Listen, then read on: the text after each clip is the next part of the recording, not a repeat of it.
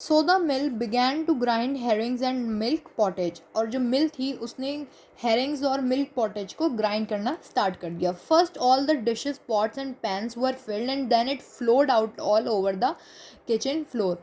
अब उसके बाद जो डिशेस और पॉट्स थी और जो पैन्स थे वो सब फिल हो गए उसने जो ग्राइंड करना स्टार्ट किया उससे.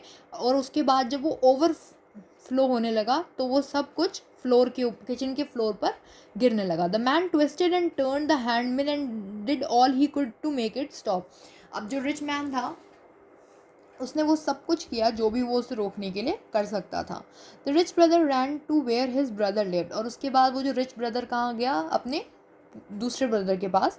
Then he begged him to take the mill back again, और उसने उससे रिक्वेस्ट करी, बैक किया कि वो अपनी मिल को वापस ले ले. But the brother would not take it until the other paid him 600 gold pieces which he agreed to do. लेकिन उसने क्या कहा कि मैं ये वापस तब तक नहीं लूँगा जब तक तुम मुझे 600 गोल्ड पीसेज नहीं दो. और उसका जो रिच ब्रदर था वो मान गया. Now the poor brother had both the money and mill again, और अब पुअर ब्रदर के पास मनी भी आ गया और मिल भी.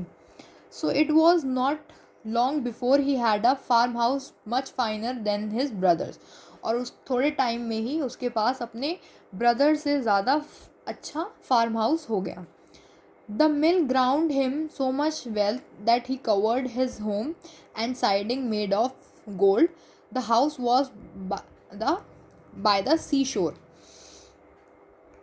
अब जो मिल थी उसने उसको इतनी सारी वेल्थ दी, मीन्स इतनी सारी चीज़ें दी कि उसने जो अपने होम की जो साइडिंग थी, मतलब साइड वॉल्स थी, उसको गोल्ड का बनवा दिया. और जो उसका हाउस था वो कहाँ था, सी शोर पे.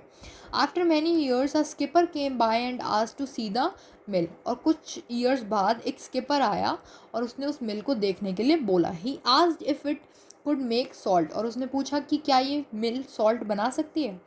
Yes, it can make salt, said the mill's owner. When the skipper heard that, he wished that all his might to have the mill, the master of a small trading vessel.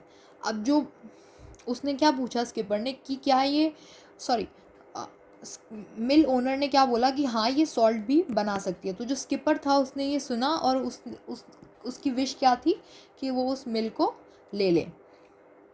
The skipper offered the man bags of gold and riches, but the man flatly refused. अब जो skipper था उसने मिल के बदले में उसे bag of gold offer किए, riches offer किए, लेकिन उसने मना कर दिया. That same night the skipper snuck into the man's house to steal the mill, और उसी नाइट जो मैन स्किपर था वो उस मैन के घर में गया उस मिल को स्टील करने के लिए, मीन्स चुराने के लिए. द स्किपर टक the hand mill under his arm and quickly left, और जो स्किपर था उसने मिल को अपने हैंड में टक किया, मीन्स पकड़ा, और वहाँ से जल्दी से चला गया. Once on board his ship he took the mill out, grind salt and grind both quickly and well, said the skipper. अब उसने जब वो अपनी शिप पर आ गया तो उसने मिल को बाहर निकाला और उसमें सॉल्ट को ग्राइंड करने के लिए बोला. So the mill began to grind salt until it spouted out like water.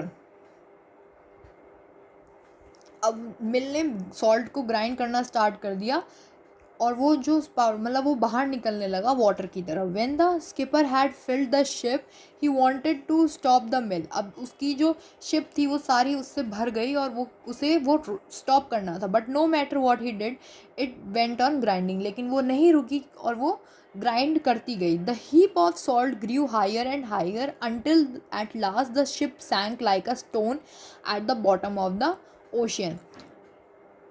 और जो सॉल्ट था वो इतनी ज़्यादा बाहर निकलने लगा कि जो शिप थी वो पानी के अंदर चली गई, जैसे ओशन के अंदर चली गई, जैसे कि वहाँ पे स्टोन्स होते हैं अंदर. And to this day the mill remains at the bottom of the sea and grinds on. If anyone ever ask that is why the sea is salty. और जो मिल थी वो भी पानी के बॉटम में चली गई और वहाँ से हमेशा सॉल्ट निकलता रहता है. तो अगर आपसे कोई पूछे कि जो ओशियन का वाटर है, समुद्र का पानी है, वो सॉल्टी क्यों होता है, ये रीज़न है वहाँ का पानी सॉल्टी होने का.